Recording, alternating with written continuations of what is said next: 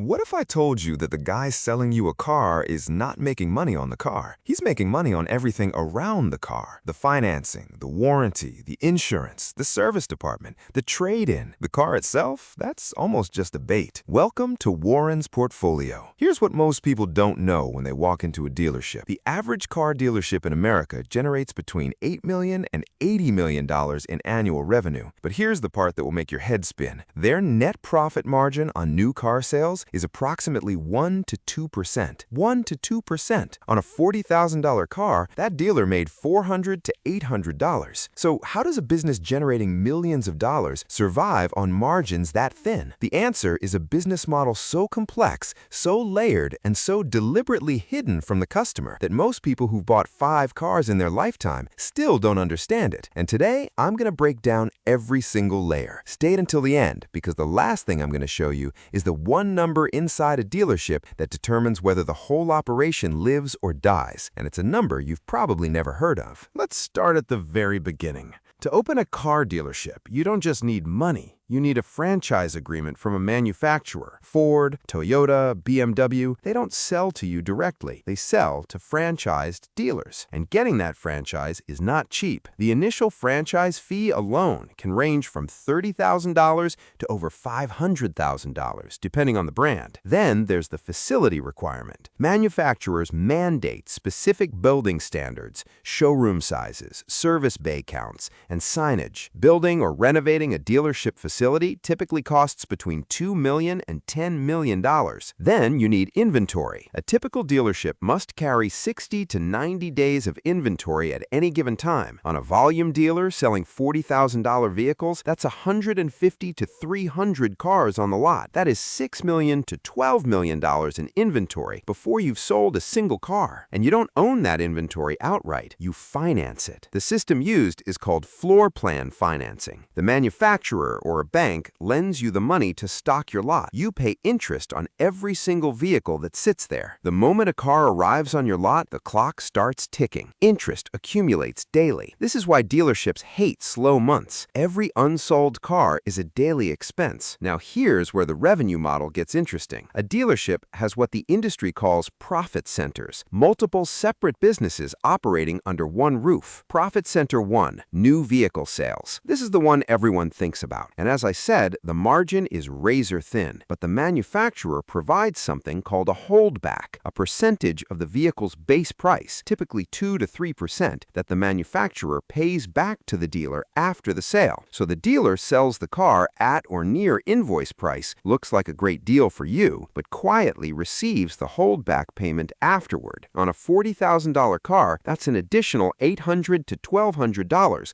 arriving quietly 30 to 90 days after your purchase. You never see it, you never knew it existed. Profit Center 2, used vehicle sales. This is where the margins actually get interesting. Used vehicles carry gross profit margins of 10 to 15% or more, compared to 1 to 2% on new cars. On a $25,000 used vehicle, the dealer might make $2,500 to $3,750 in gross profit. And many dealerships acquired that used car for nearly nothing through trade-ins. When you trade in your old vehicle, the dealer evaluates it privately, offers you the wholesale value, and then sells it at retail on their used lot. The spread between what they gave you and what they sold it for is pure margin. Profit Center 3, finance and insurance, also called the F&I office. This is the most profitable room in the building. When you sit down with the finance manager after agreeing on a car price, you believe the hard part is over. It is not. The finance office makes money in multiple ways simultaneously. First, dealer markup on the interest rate. The lender offers the dealer what's called a buy rate, say 5%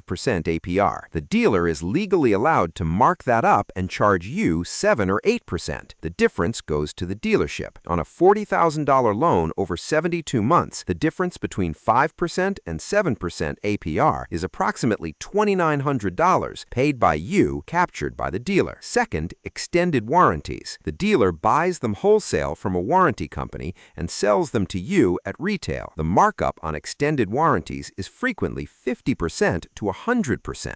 Third, gap insurance, paint protection, tire and wheel protection, fabric. Every single product in that room has a markup. Every single product the finance manager presents as a suggestion is actually a profit opportunity. The average F&I profit per vehicle sold at an American dealership is approximately $1,500 to $2,000 per car, every car. Profit Center 4, parts and service. This is the most stable and most underappreciated revenue stream in the dealership. A customer buys a car once every 5 to 7 years, but they need oil changes, tire rotations, brake service, and warranty work far more frequently. The service department operates at gross margins of 50% to 70%. Parts are marked up 40 to 60% from dealer cost. Labor is billed at $100 to $200 per hour in most markets, while the technician is paid $25 to $40 per hour. The spread between what labor costs the dealer and what the customer pays is enormous, and the beauty of service revenue from a business perspective is that it is recurring, relationship-based, and not dependent on new car market conditions. When the economy crashes and new car sales collapse, people still need their existing cars serviced. This is why the service department is sometimes called the dealership's annuity. Profit Center 5, the manufacturer incentives and bonuses. This is the hidden layer that most people never see. Manufacturers provide dealers with volume bonuses, stair-step programs, and customer satisfaction bonuses. A stair-step program works like this: sell 50 cars this month and receive a bonus of $500 retroactively applied to all 50 cars. That's $25,000 in bonus money from selling the 50th car. This creates intense pressure at the end of every month. Dealers will often discount cars significantly in the final days of a month simply to hit a bonus threshold that makes the math work. This is why the last day of the month, the last day of a quarter, and December are historically the best times to buy a car. The dealer isn't being generous. They're optimizing for a bonus structure you can't see. Now let's talk about the real economics. A successful mid-sized dealership in America might look like this: annual new car revenue $30 million,